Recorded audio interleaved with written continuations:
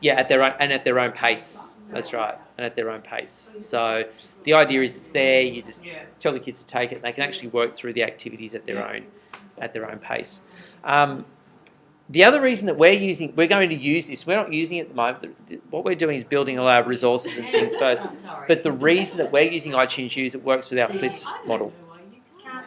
So, because they can take it, work at their own pace, and then at points in time we tell them, yep, this is where you've got to be up to. Today we're doing this, so they will have to watch that video or completed that activity first before they come into the classroom. So we kind of control that, but we do it through the flipped model. So it works a bit. It works to our advantage, I think. Whereas at the moment, you're going in Edmodo, do this, and then someone's got to go in and tell them to do that, and then so it's this constant stream of stuff that, again, at the beginning of term 4, Ryan will be doing again with his new group. Do this, do that. So we want to get it up there and say, just take the course, and away you go, and then we can control it that way. So we'll have a thing on iTunes. We already have a school account. And I'm loath just to push that out until. We'll have a learning. Oh yes, we will definitely. So what we want to do is get to a point where you can go. I know I'm going to come to this because I've got a course that I want the kids to take in this kind of sequential order. Bang, and we show you how to do it. But my advice is create all your stuff first. And this iTunes U lets you do PDFs, videos, PowerPoint presentations, links to websites, documents, whatever you want. Works really, really well. So as long as you've got your stuff together, it's the way to do it. But again, what I would suggest is write your course down. Lesson 1, Lesson 2, Lesson 3, Lesson 4, Lesson 5. Have even if it's just a scrawly map somewhere so that you know these are the activity orders that you need to set it up. But will work very well. Okay, so just in completion of today, it's not a matter of coming to all these trainings now. It's not a matter of saying, yep, I'll go and do that one, I'll go and do that one, I'll go and do that. It's really now a matter to take a step back and go, gee, there's a lot out there. There it is. For what purpose am I going to be using these things? Right, that's the $64,000 question. For what purpose? Because unless you've actually got a purpose, it's going to become a dog's breakfast.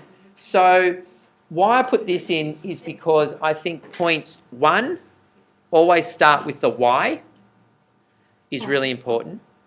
2, so yes, be aware that technology is always changing. So don't love a tool because someone could go broke or a better one comes along. But the second point there, understand the big picture. So have a big picture map like I had at the beginning. What's my own ecosystem starting to look at? What's the big picture for me and my courses? Realize that change brings progress is very, very important, because once you start to do this, you find that there are faster and better ways of doing things. And sometimes there are worse ways of doing things. That's also really, really important. And I think point 4 there is the collaboration. These tools are all about collaboration. So we're not going to do 1 + 1 = 2. I'm thinking 1 + 1 = 5. So they're the 4 takeaways for me in terms of having someone like Ryan. I've said this before, and he's not here, so I can talk him up a bit. Don't listen to this, Ryan, if you're going to watch this video. It makes my life easier because we've shared the load. It makes sense when we're making really bad videos, we can critique each other's work and we can go, how do you make that one better? How do I make my one better? We give each other advice. Then the kids tell us what a great job we're doing, and then they tell us how we suck the next lesson, and then we go and fix it up. So you're never kind of resting on your laurels. So really important, the collaboration aspect of this is so important, and I suppose that trust and things are really important. So, and the thing is, a problem shared is a problem halved, or whatever it is. Well, if you do the same thing with your workload, you get through so much more quickly. So, and please don't think that you have to create everything electronically either. I think that's the important lesson from the first thing that we did is if things are working for you very well in the classroom, you keep doing those things. You only choose these tools to leverage what they can offer in helping you solve problems. That's really important. So what's the problem that you want to solve? This will help you solve some problems and may create other problems. That's really important to consider.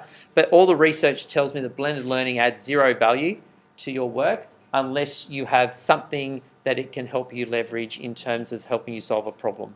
So if you go in and just replace all the good stuff that you're doing at the moment with this, it's going to fall over tomorrow.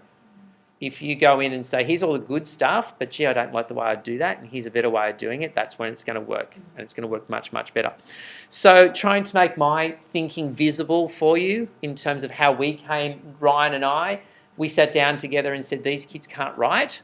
They're also not very accountable. They're very, very lazy, and also we're really worried about them.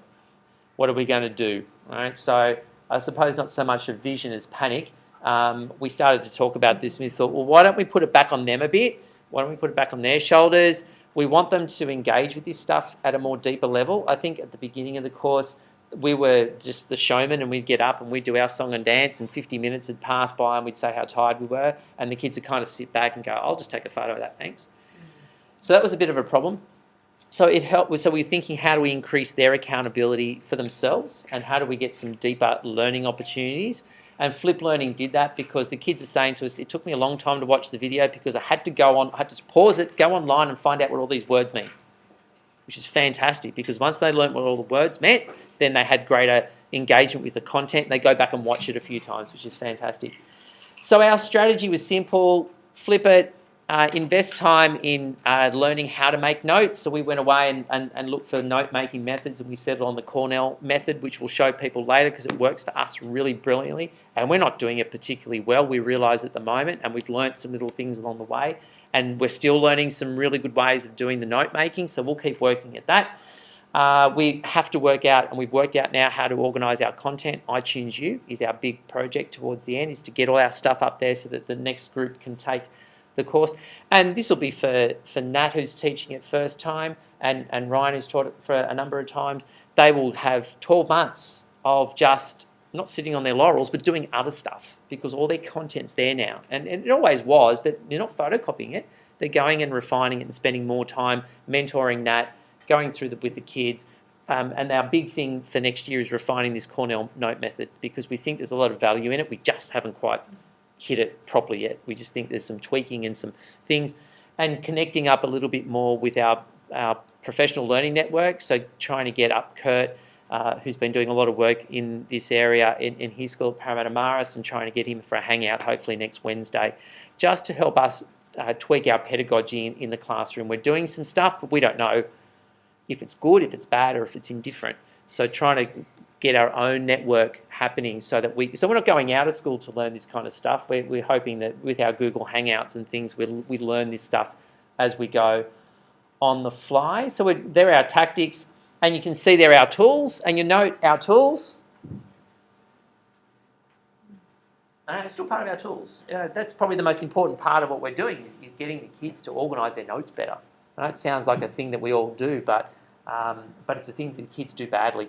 You know, we're using all these other tools, and it all looks pretty good. Yeah, there's a lot of tools and stuff happening, but by far the most effective is when the kids are using their own notes and they're coming back on the board, for example, and they're structuring their notes for us and structuring their understanding for us, and we're going, great, you got it, we can move on, or no, we can't. What's next?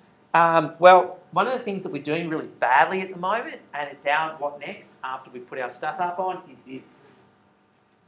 We haven't used exit tickets before, but we look at each other and go, we should use an exit ticket. If you don't know what an exit ticket is, basically when the kids get to a particular benchmark or a point in time, you set them something to do, and if the kids are able to do that, then they get their exit ticket, they can move on. If the kids can't demonstrate that particular learning, they go back. Now, at the moment, we've not done this because we don't have a structured course. So once we get it all in iTunes, the other kids can keep moving on.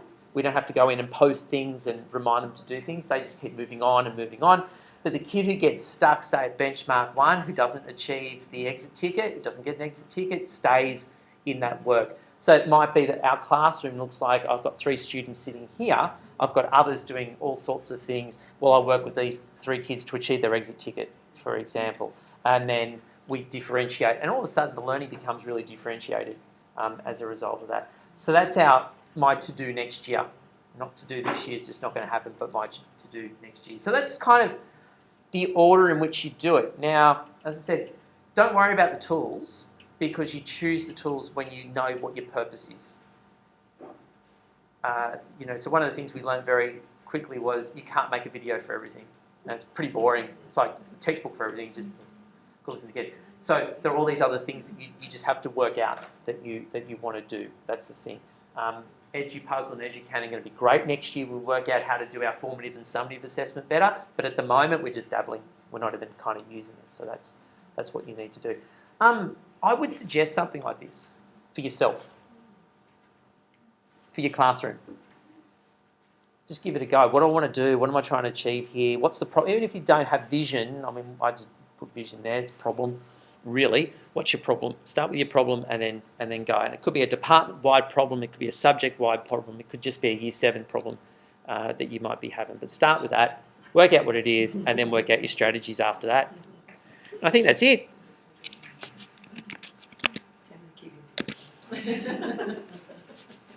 Thanks, Greg. Now we go away with a massive headache, but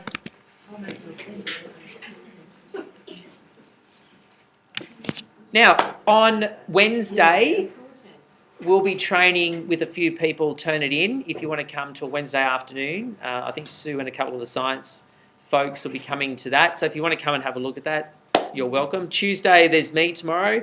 Oh no! Yes. Uh-oh. I'm triple booked tomorrow, but that's okay. And and Kerry Tuesday afternoon. Just Yes. send the video onto that one. Wednesday, yes. What we're doing in Tuesday afternoon is, last week we looked at applying Google Plus to our own professional development and how you can use that to Cool. inform your teaching. Tomorrow we're going to be playing Twitter.